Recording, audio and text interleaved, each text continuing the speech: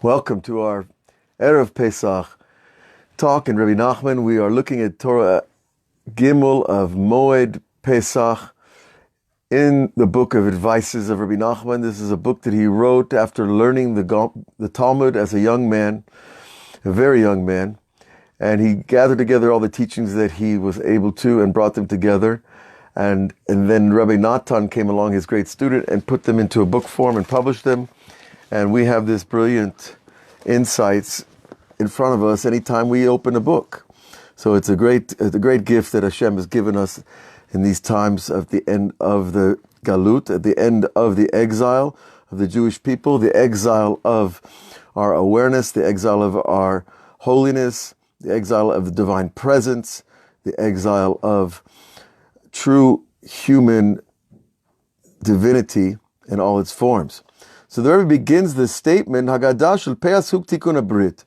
He starts out with a very down-to-earth idea, saying the Haggadah is a repair of our sexual relationships, a repair of that covenant of holiness. The covenant of holiness in Judaism doesn't mean we abstain from relations, and it doesn't mean we exaggerate relations. It means we find the very middle of our awareness and our relationship to this very important activity, this very important gift that God has given us of the ability to reproduce and create children. And also to form a bond with our wives or our husbands in a way that creates that sense of the oneness of the soul that we had in heaven. Because every soul, every human soul is a hermaphrodite soul. We are created male and female. Then we step up on the diving board and they split us in two and we jump into this world. And guess what? Our goal is to come back together. And so that split is a psychic event that can be very traumatic to people. But the discovery of our own selves in another person is a divine event. And therefore we treat sexuality in Judaism with the highest respect. And this is something that cannot be overstated. And therefore, Alkein Omrim Haggadah b'kol ram. Therefore, we say the Haggadah with a loud voice. Why do we say a loud voice? Ki hakol me'orer et hadat. That kol, when you speak out loud, you arouse not only the awareness of the people you're speaking to, but you arouse your own dot. Because dot is this quality, what I like to call divine awareness, that's hidden inside the mind and then it comes out. And then it goes back in hiding again. And then it comes out again. And it's this pulse, if you will, but it's not a regular pulse. It's a revelation that takes place when we do the right things at the right time in the right way. And so our divine awareness is something that you can have it for 3 seconds. You can have it for a day. You can have it for the rest of your life. It really depends on how much you dedicate yourself to the practices and to the ideas and to the learning and the teaching and the prayers. Everything that's in Torah is designed to lead to that revelation of divine self. Everything, every mitzvah. Whether it's a great mitzvah like the Hag of Pesach and the reading the Haggadah tonight, or this tiny mitzvah of putting a coin in a box for somebody else. They're all here to reveal that little moment of divine awareness that I am not the center of the universe. And we have a much bigger center of the universe than people realize. Okay. And so by having this voice arousing our awareness, we get this new das. And that's why when you go to synagogue or when you pray at home or you go out to the forest or wherever you talk to your Creator, lift up your voice. You can whisper, and whispering can be very intimate and beautiful. But there's a time where the heart is closed and I need to open it. And how do I open it? From talking out loud, just like I'm raising my voice right now on the microphone. Now we can talk very softly and also show tremendous awareness and respect for who we're talking to. When you're talking to a divine, infinite, eternal being, you kind of want to, it's a little bit of a hushed moment, right? And so there is this place of talking to God very softly, and that's what we do in the Amidah. But sometimes the heart is closed, and sometimes the words don't flow, and sometimes I forget who I'm talking to. And I'm back in my shopping list, or the things I got to fix before Pesach, or whatever it might be. But God has given us these different ideas to give us a broader picture of what prayer is. That prayer is not a singular moment or a singular style. It's many facets, many ways of self-expression, with a loud voice, with a soft voice, with a musical voice. Sometimes you'll hear old songs in your head, and you can put the prayers to those old songs, and it will arouse tremendous emotion, because the songs are attached to places in the past that had meaning, that had sparks of holiness in them. When you first fell in love, when you fell in love with the Torah, when you fell in love with the Creator, when you remember your parents doing a good thing for you. All those things have songs attached to them. If you remember, you turn on the radio in high school. Well, look, you could take those songs and turn them in another way of arousing your heart in prayer. Now, all of this is to reveal the dot, as we said, and V'zeh ikar ha'geula. He tells us this is the essential feature of redemption. Redemption is not about prophets standing on the mountain screaming at the world. And okay, we need the Beit HaMikdash because that's the physical focal point in this physical world. But the main feature as a human being is this revelation of divine self, that I get to be my true self, that not this less than my best self. Okay, and this is the Ikar Geula. But to get to that, loyalty to my Creator. Now, this is something that will take a lot of, it takes patience, it takes request after request, and sometimes it takes begging, and sometimes it takes tears, and sometimes it takes laughter. If you can laugh at yourself, you're going to get out of this world in a good place. Because when we take ourselves too seriously, we lose balance, we lose spiritual proportion. And yet we have to take our work seriously, but not our egos. That's a very small picture, our little ego in this big revelation of the Creator in His world. Now, he goes on to tell us, Ki galut Mitzrayim haya pagam habrit, because the whole idea of going down to Egypt, taking the people out of Israel, taking them from Canaan, Jacob and his sons going down to Egypt, and the whole story was connected to this idea of the lack of spiritual loyalty, especially in the sexual arena. Now, how do we see that? We see Joseph, who was the young, handsome, charming dream interpreter, and all his older brothers are like jealous of him. But we know there were other things behind the surface. And we know that Joseph was tested with the wife of Potiphera, the wife of his boss. And that test, when he passed that test, he became the vessel of loyalty for all generations to come, of sexual loyalty. Because this is something that human beings don't have. The Rambam writes in his book of Halakha an outrageous thing. He says, before the Torah, if a guy saw a woman he liked, he could just kidnap her on the spot, and no one could say the word. There was no 911. There was no squad car waiting. There weren't detectives. And people lived like that. Now, who can live like that? The Torah came along and said, no, we have to stop this type of behavior, this brutal, humane way of existing. And it starts right there with our relationship to women, with our relationship to our daughters and our mothers as well.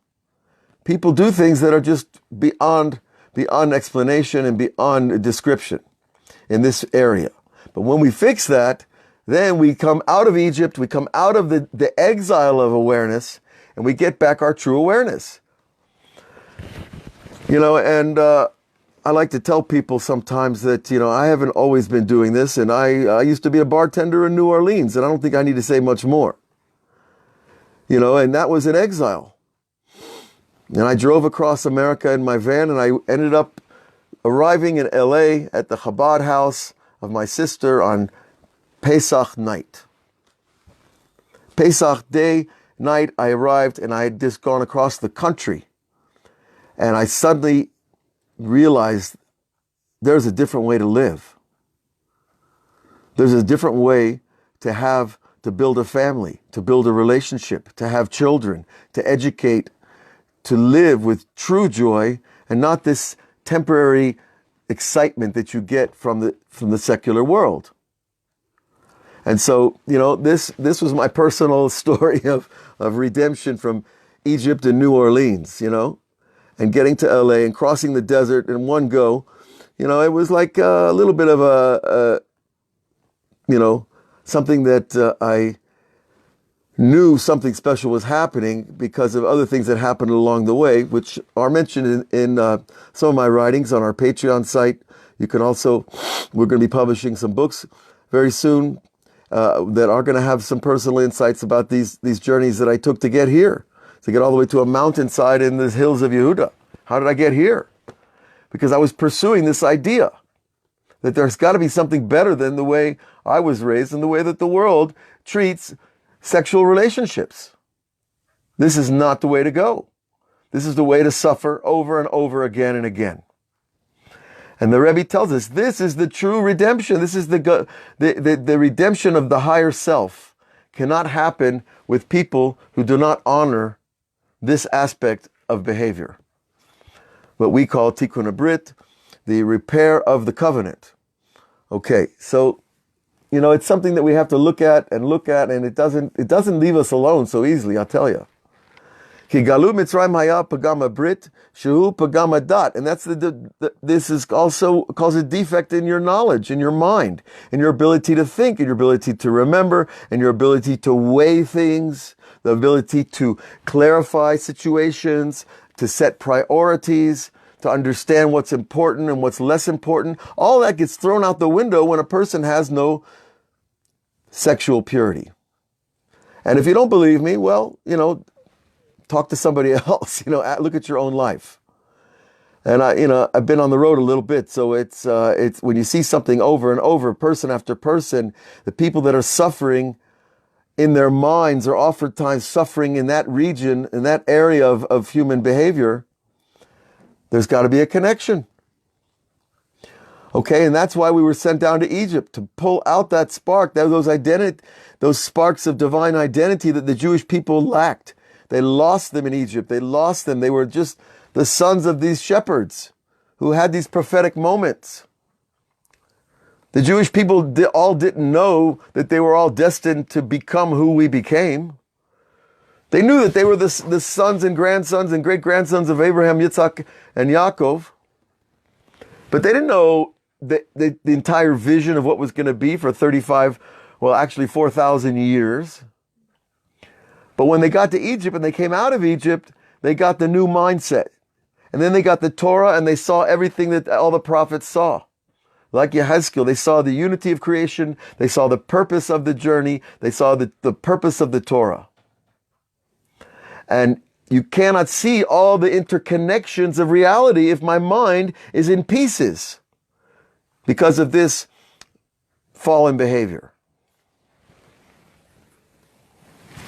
V'gam hayayin, the Rebbe goes on to tell us, hayayin shel arba kosot hu tikun hadat. Drinking the 4 cups of wine is not about getting drunk. It's about receiving new pieces of your brain. Because in Kabbalah, your mind is like a walnut. You have 4 chambers in your brain, your right and left, front and back. And those 4 chambers correspond to what we also call the Tikkun HaMochin, the Gadlut HaMochin 1 and 2, and the Katlut HaMochin 1 and 2. Those 4 brain powers are really aspects of consciousness that we get when we drink these 4 cups. Now, of course, we have to drink with consciousness, with awareness of who we're sitting in front of, right? And so it takes a little work because it's very hard to drink on a holy level. Alcohol is a powerful substance. Rebbe Nachman says only a true tzaddik can drink alcohol properly. So it's a big test there. And we know what alcohol usually brings us to the other problems. And that's why the defect in the mind is connected to the defect of loyalty in the covenant. Okay, now, we could talk about this all night, but we don't want to. I know there's too much to do. Pesach is coming. The ovens are burning. You know, the stew is stewing. We got a lot of work left, and it's great to be here. And I hope all of you have a wonderful Pesach. And these ideas are not going away. They've been around for a long time, and they're going to fix us. And when we get that Gilui Dat, when you get that revelation of divine self-knowledge, of who you really are, you cannot remain the same. You cannot. Because you suddenly realize how precious you are and how special and important your relationships are. And if other people in your life don't see it that way, well, then it might be time to change or to back up a little bit and find new people in your life that can respect and honor you for who you are. You know, as a therapist, I see this all the time. It's a terrible thing, the way people treat each other in this arena. It destroys people, especially young people. When they jump into the sexual arena too young, it really creates lifetime problems. So let's step out early, folks, and teach your children, teach your grandchildren, that this is not the way to get to God, is by having a good time all the time. No, the way to God is to have that covenant of loyalty, of commitment to another person and to one creator, one power. Not to the president, and not to the Senate, and not to the EU, and not to anybody else, but to the one creator of everything. And not to the scientists who keep, telling us about this virus. No, we have a creator, and he has a purpose in all this. And it's going to become so outrageously good that we're going to look back on these days and we're going to say, now I understand why it had to happen that way. Right now, we don't have the aha yet. But when you're around the ideas long enough, you will see. And that's part of Tikkun Adat, when we can see why what's happening is perfect for the moment. That's really part of divine awareness. To see what is happening now is actually exactly what needs to be to get to the next stage of redemption of the Jewish people and all of humanity. So we're on the road together, and we'll see you next week after the Hag, and we'll see you before Shabbat, and everyone should taste one spark of the light of tonight, and you will see that there is something special in the air. God bless. Hag Sameach, a kosher Pesach,